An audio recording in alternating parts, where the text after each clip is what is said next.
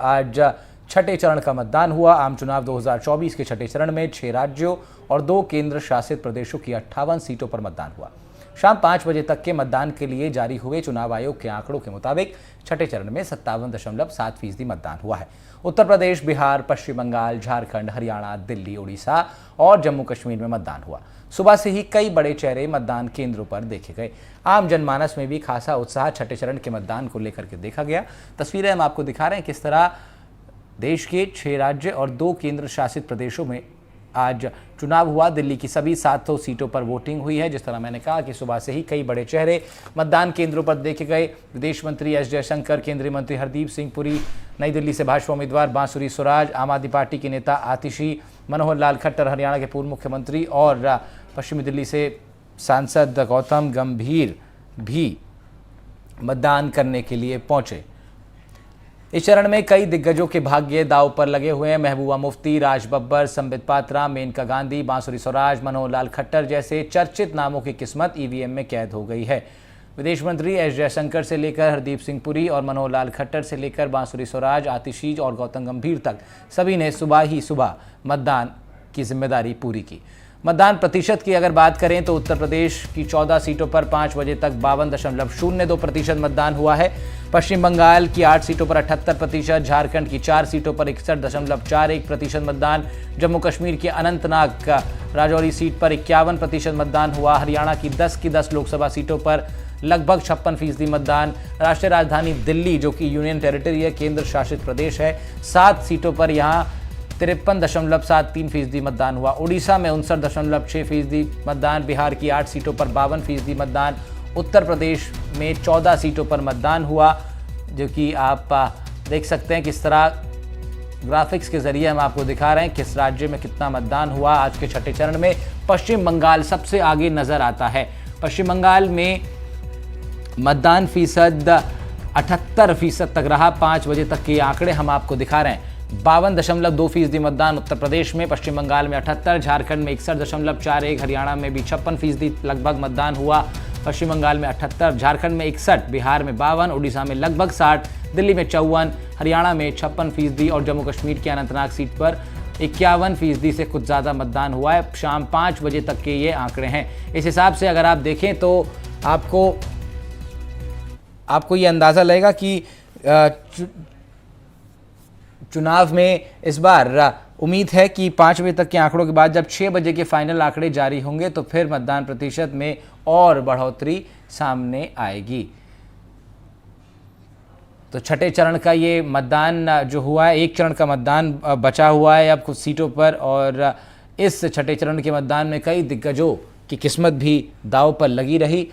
कई बड़े नाम इसमें शामिल हैं जो कि चुनाव लड़ रहे हैं, जिनकी किस्मत ईवीएम में कैद हो गई है। महबूबा मुफ्ती, राज बब्बर, संबित पात्रा, बांसुरी स्वराज से लेकर के तमाम अलग अलग बड़े चेहरे हैं जिन्हें इस छठे चरण में जिनकी किस्मत दांव पर थी। चाहे मेनका गांधी भी इसमें शामिल हैं।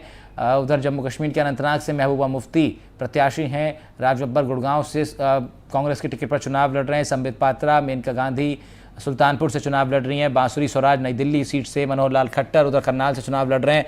ऐसे कई चर्चित नामों की किस्मत आज ईवीएम में कैद हुई है। छठे चरण के मतदान में लोगों के अंदर, वोटरों के अंदर खासा उत्साह दिखाई दिया। आम आदमी पार्टी दिल्ली में जीत का दावा करने लगी अभी से। साथ ही साथ अगर और विशिष्ट लोगों की बात करें तो सीधे तौर पर राष्ट्रपति द्रौपदी मुर्मू और जगदीप धनखड़ उपराष्ट्रपति मतदान करने के लिए पहुंचे थे। जगदीप धनखड़ की तस्वीर आप देख सकते हैं, वो भी मतदान केंद्र पर पहुंचे। राहुल गांधी आपको दिखाई दे रहे हैं तस्वीरों में। साथ ही साथ प्रियंका गांधी की बेटी आपको दिखाई दे रही है। प्रियंका गांधी खुद मतदान करने के लिए पहुंची थी। रवीश रंजन शुक्ला हमारे संवाददाता हमारे साथ जुड़ गए हैं। आज छठे चरण के मतदान के जो मतदान प्रतिशत निकल के सामने आया है उसके क्या कुछ मायने हैं और किस जगह पर क्या कुछ अब अलग अलग आकलन निकल के आ रहा है, इस पर ज़रा रवीश से बात करते हैं। रवीश, 57% तक मतदान, 5 बजे तक के ये आंकड़े जारी हुए, क्या मायने हैं छठे चरण के मतदान के, इस मतदान फीसद के, किस तरह इसको अब आंका जाएगा?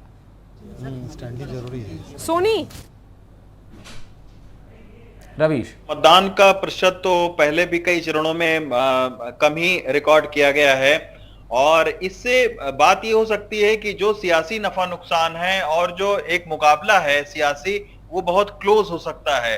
आमतौर पर हम देख रहे हैं कि एक तो गर्मी बहुत ज्यादा पड़ रही है और वोटरों के अंदर उतनी उत्साह उतना नहीं है जितना हमने 2014 और 2019 में देखा था।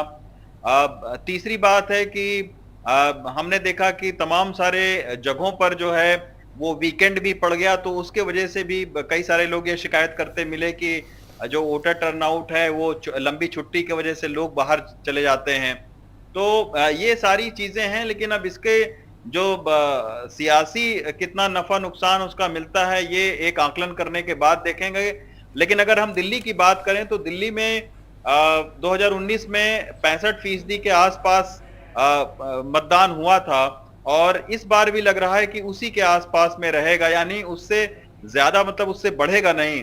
अब उसके आप दो मायने निकाल सकते हैं। एक तो जब ज्यादा वोट परसेंटेज बढ़ता है तो लोग कहते हैं कि सत्ता के खिलाफ जो है वो लोग वोट करने के लिए निकले हुए हैं, और अगर जो है वो कम पड़ता है या उसी तरीके का रहता है तो फिर ये अनुमान जो है वो लगाया जाता है कि वोटरों में उदासीनता है, वो ना तो सत्ता को लाने के लिए और ना सत्ता को हटाने के पक्ष में कोई लहर दिखती है।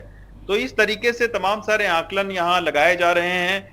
और खास तौर पर अगर हम दिल्ली राजधानी की बात करें तो पिछली बार 2019 में बीजेपी ने 7 में से 7 सीट जीत ली थी और 7-0 का एक तरीके से मुकाबला रहा था। लेकिन इस बार सियासी जो तस्वीर है वो बड़ी मुख्तलिफ है। इस बार आम आदमी पार्टी और कांग्रेस ने एक गठजोड़ बनाया है इंडिया गठबंधन के नाम से, और 4 सीटों पर आम आदमी पार्टी और 3 सीटों पर कांग्रेस लड़ रही है। तो उनका सीधा मुकाबला बीजेपी के साथ में है। पिछली बार हमने दिल्ली के अंदर देखा था कि 56% जो है 56% जो वोट है वो बीजेपी को मिले थे, कांग्रेस को तकरीबन 22% वोट मिले थे और आम आदमी पार्टी को 18% वोट मिले थे। तो अभी भी अगर हम कांग्रेस और आम आदमी पार्टी को मिला दें तो ये तकरीबन 40% के आसपास वोट शेयर होता है। तो क्या इस बार इंडिया गठबंधन 16% का जो वोट गैप है क्या उसको भरती है या कैसे मुकाबला करती है? क्योंकि पिछली बार कोई भी सीट ऐसी नहीं थी जहां पर 2 लाख से कम वोटों से बीजेपी ने हराया हो अपने विरोधियों को।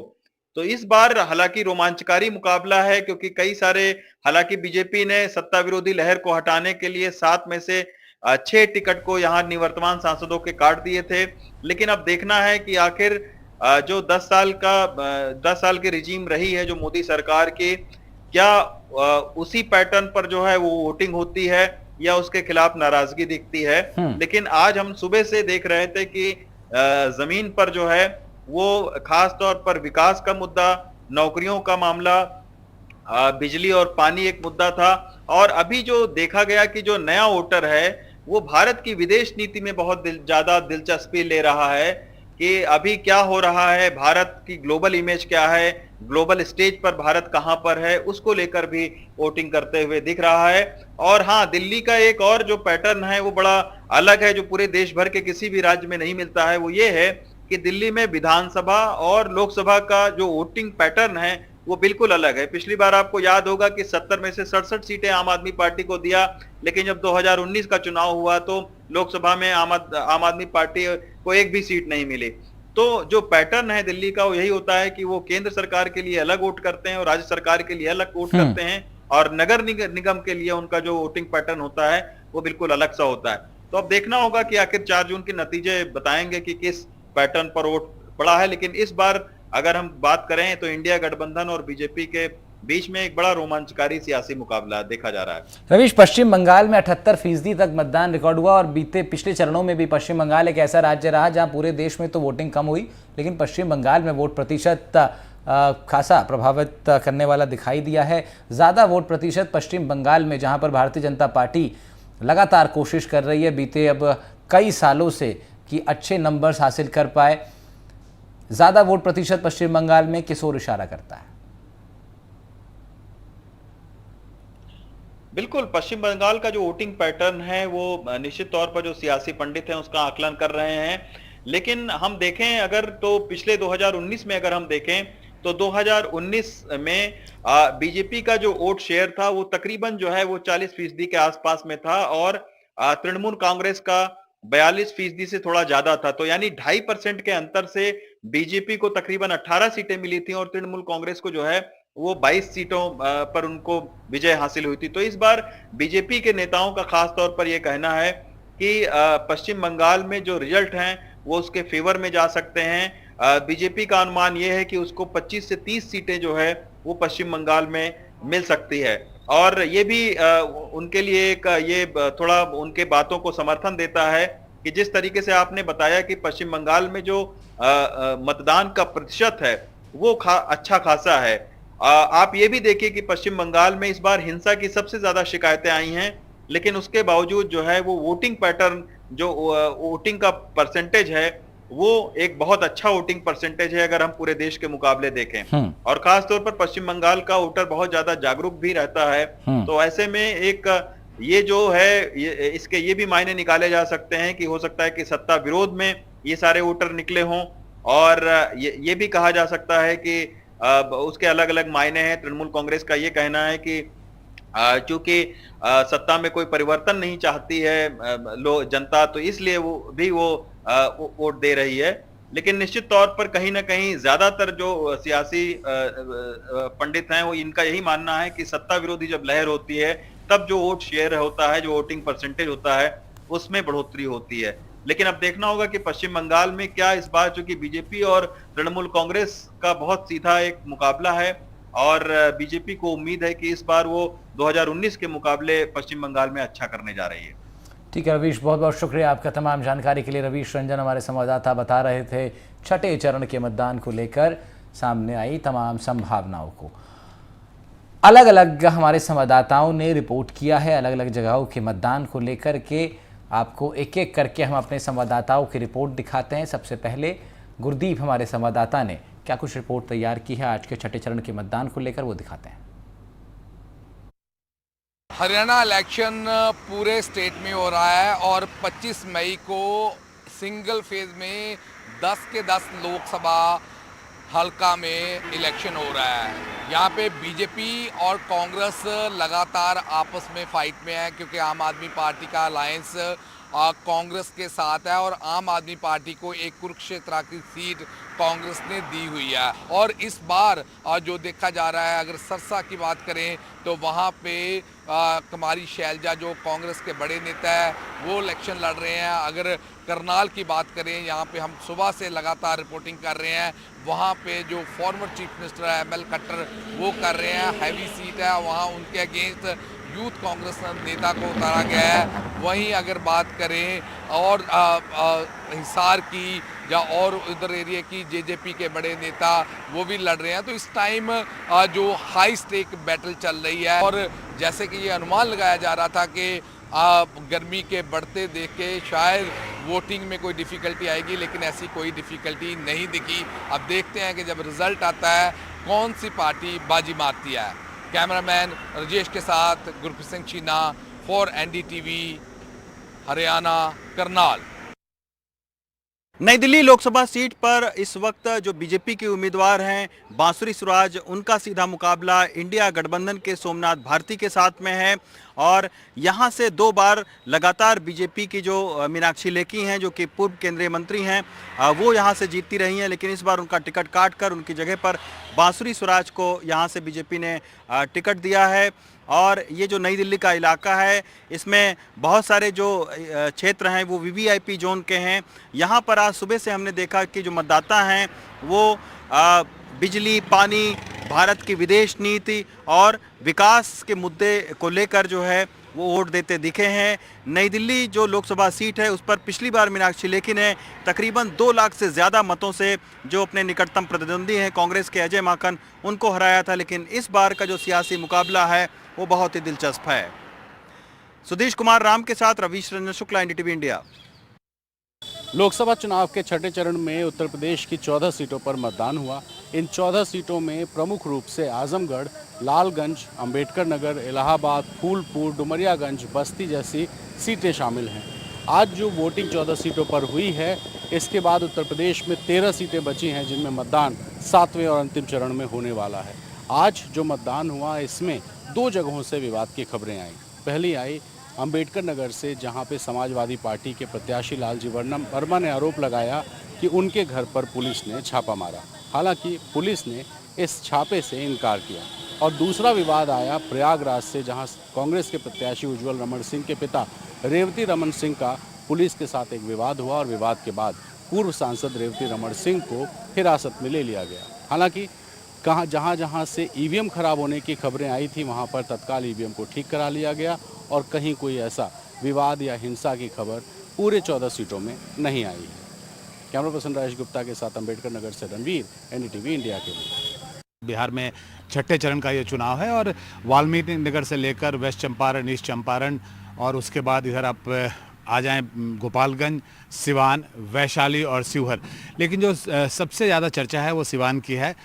वेस्ट चंपारण से राधा मोहन सिंह जो हैं वो चुनावी मैदान में हैं। संजय जायसवाल इस चंपारण से मैदान में हैं, जो कि पूर्व बिहार के बीजेपी के अध्यक्ष रहे हैं।